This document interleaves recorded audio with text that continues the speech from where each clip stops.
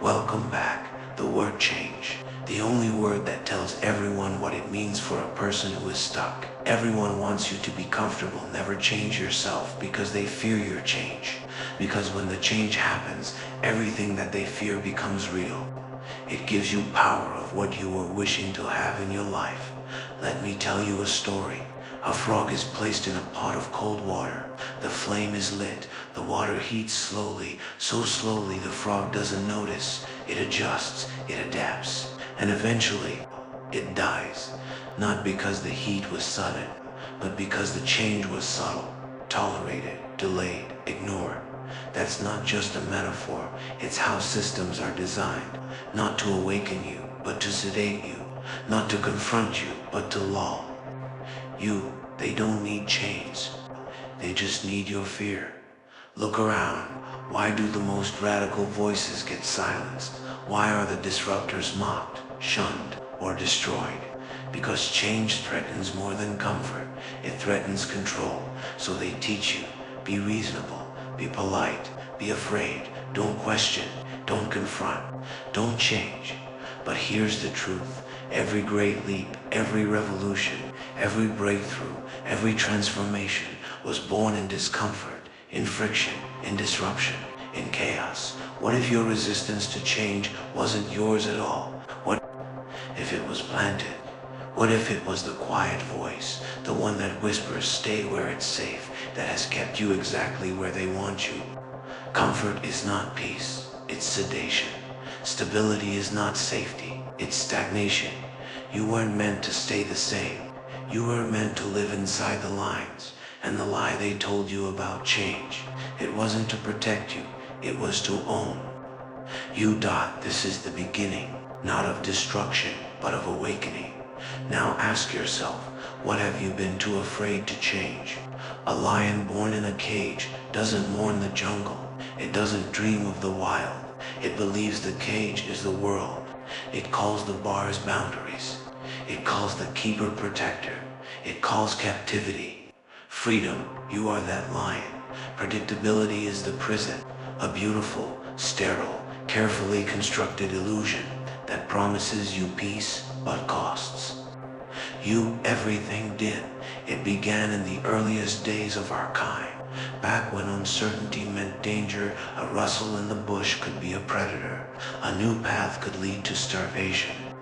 So our ancestors clung to routines, rituals, patterns, because repetition meant survival. But survival has evolved, and so has the trap. Now the rustle in the bush isn't a predator. It's a new job opportunity, a radical idea, a chance to be more, but the instinct remains. We still flinch at the unknown. We still avoid the path that hasn't been paved, and we rationalize it.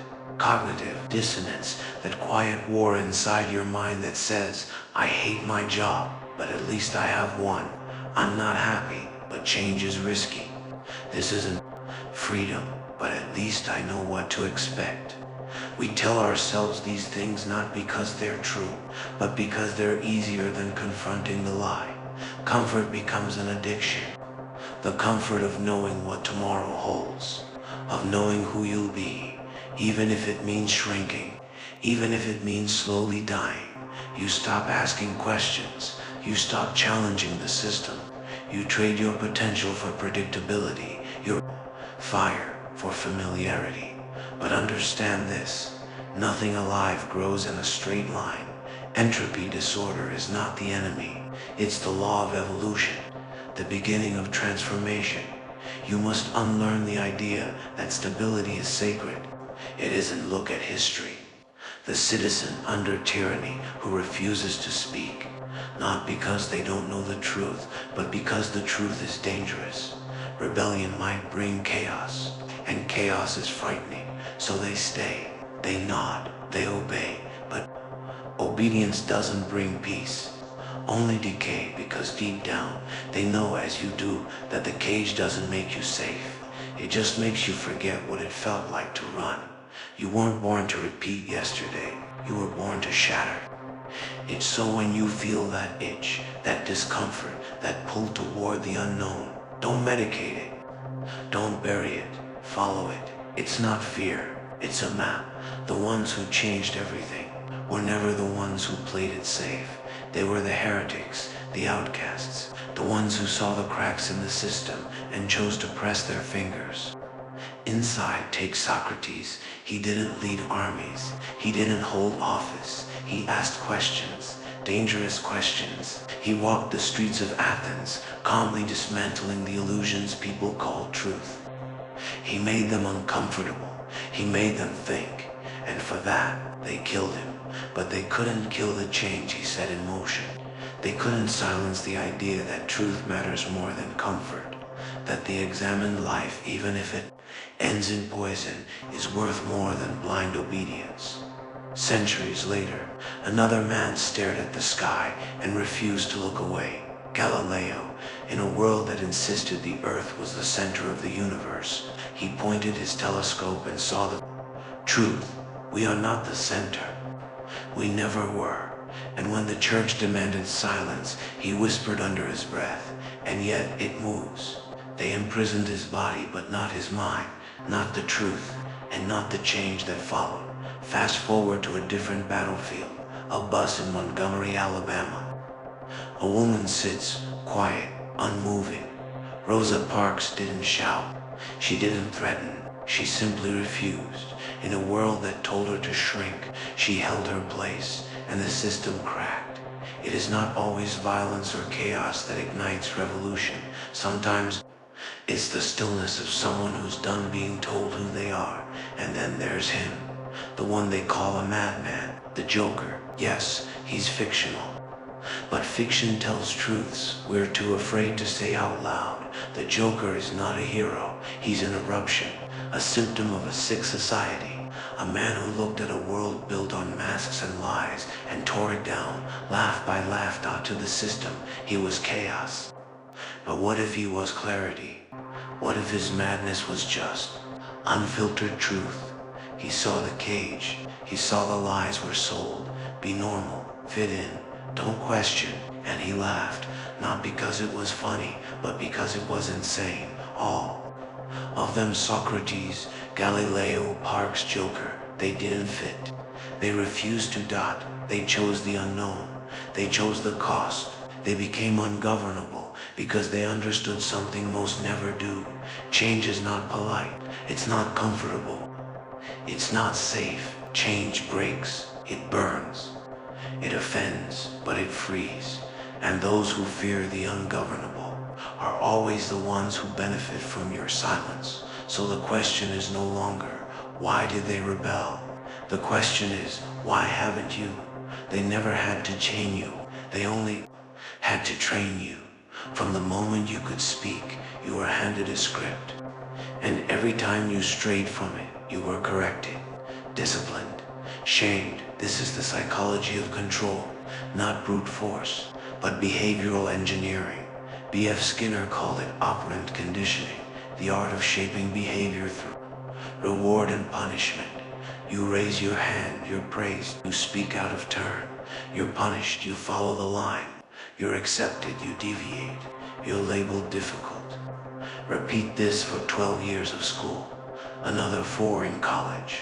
Layer it with media, religion, family.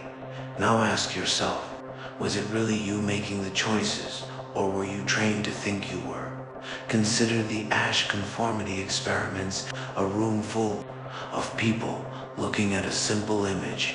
One line, clearly longer than the others. Obvious, undeniable. But when everyone else gave the wrong answer, 70% of people agreed, even though their eyes told them otherwise. Why? Because fear of standing alone is stronger than the desire to be right. We'd rather be accepted than authentic. Now amplify that. Add mass media, political narratives, corporate slogans, social pressure. Everywhere you turn, the message is clear. Do not change. Adapt. Adapt to injustice. Adapt to systems that exploit. Adapt to a reality that was designed to keep you small. From childhood, you were told to trust the teacher, the pastor, the anchor on the news, the politician in the suit, the influencer selling peace at the price of obedience. But none of them ever told you to change, only to comply to color inside the lines of a reality that benefits them. And you did. We all did. We self-policed. We ridiculed a rebel. We isolate the dissenter. We call them crazy, radical, dangerous. The system doesn't need to fight revolutionaries because we've been trained to fight them for it. This isn't just psychology. It's conditioning on a societal scale. Your school didn't teach rebellion. It taught repetition. Your job doesn't reward innovation. It rewards compliance. Even your dreams were prepackaged cars, status, marriage, all neatly arranged. Within the confines of a system designed to feel like freedom, you were never taught to change. You were taught to adapt, and adaptation is how you survive in a prison. But survival is not life, obedience is not peace, and comfort is not freedom. So now you know. The cage was built with ideas, and the bars are in your mind. Next time you hesitate to speak up, to walk away, to say no, ask yourself, is it truly your voice stopping you? Or the echo of a system that never wanted you to wake up? He wakes up every day at 6:45, dresses in clothes he doesn't like, sits in traffic he hates, walks into a building that drains his soul, smiles in meetings, nods at nonsense, stares at screens, counts down the hours. He used to dream, used to imagine building something, writing something, changing something. But over time, the dream got quieter, the routine got louder, and now he's not sure who he is anymore. But one morning he cracks. It's not dramatic, there's no screaming, just a pause. A moment where something in him says, this isn't living, and for the first time, he doesn't go in. That moment is chaos, no plan, no roadmap, no paycheck, just space, silence and fear. You see, change doesn't feel like liberation at first. It feels like loss. You grieve the identity you wore like armor. You lose friends who only knew the version of you that played by the rules. You face nights where the silence is so loud, it shatters you. But that silence, that's the void, the space where the old self dies and something real begins to form. Carl Jung called it shadow integration, the painful process of facing the parts of you you've ignored, rejected, or buried. Your fear, your rage, your hunger, your truth. Joseph Campbell called it the hero's journey, where the character must descend into darkness, not to be destroyed by it, but to be reborn. And in this darkness, our character he starts to build, not a resume, not a reputation, not a brand, a life. He learns again, fails again, falls again, gets up again. He meets people who see him. He creates things that matter. He trades safety for significance, comfort for clarity, predictability for purpose. And when he looks in the mirror, he finally recognizes the man staring back. Not a cog, not a consumer, not a follower, a creator, a rebel, a force. This is the transformation, not because he found a new system to obey, but because he chose to walk without one, to make peace with the chaos, to make art from the ashes, to let go of who he was, so he could become who he is. And you watching this now, you know what I'm saying isn't fiction. It's a mirror. It's the whisper inside you that's been screaming for years that you were meant for more, that your cage was never locked at chaos, might just be the beginning of everything. Why do they fear your change? Because a changed person can't be manipulated, can't be bought, can't be broken. See, the system doesn't mind if you're unhappy. It just can't afford for you to wake up. Consumerism, it survives on your insecurity. You must feel not good enough to keep buying, not beautiful enough, not successful enough, not man enough, not woman enough. So you consume and call it identity.politics. It feeds on your dependence. They need you afraid of the other side, of the collapse, of each other. Because fear creates loyalty, not to truth but to tribe. The media, it thrives on your outrage. Every headline is engineered not to inform but to inflame, not to enlighten but to enrage. Because an angry mind is too distracted to ask real questions. But here's the twist they didn't see coming. When you change, you unplug. You stop looking for wholeness in products. You stop begging politicians for purpose. You stop outsourcing your thoughts to screens. You become still. You become aware. And that makes you dangerous, because now you can't be sold a fantasy. You can't be lured by fear. You can't be steered like cattle.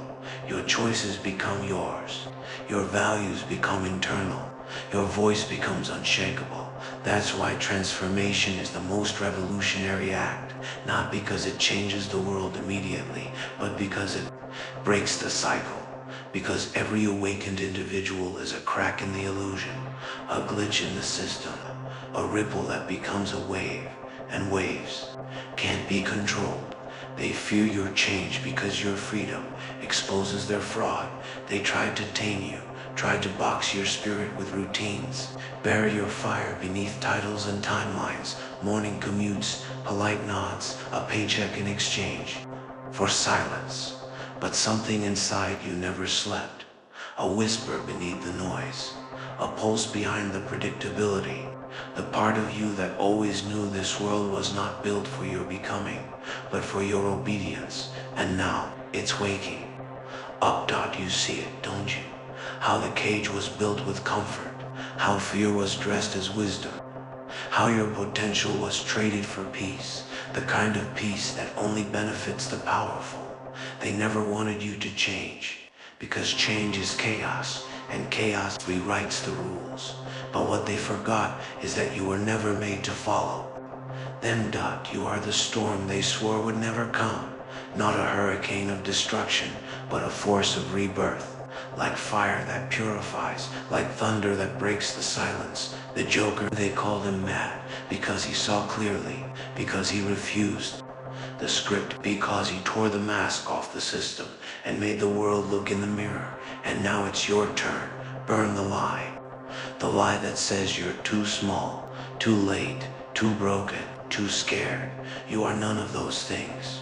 You are the phoenix ashes, or just your costume. You are the unlearning. Every step away from comfort is a step toward truth. You are the glitch in the matrix, the one they couldn't predict. You are not born to comply. You were born to disrupt. Change is not a weakness. Change is your weapon. So make one move today. A message you've been afraid to send. A door you've been afraid to open. A truth you've been afraid to speak. No one's coming to save you, but no one has to, because you are the storm. And now, they're afraid.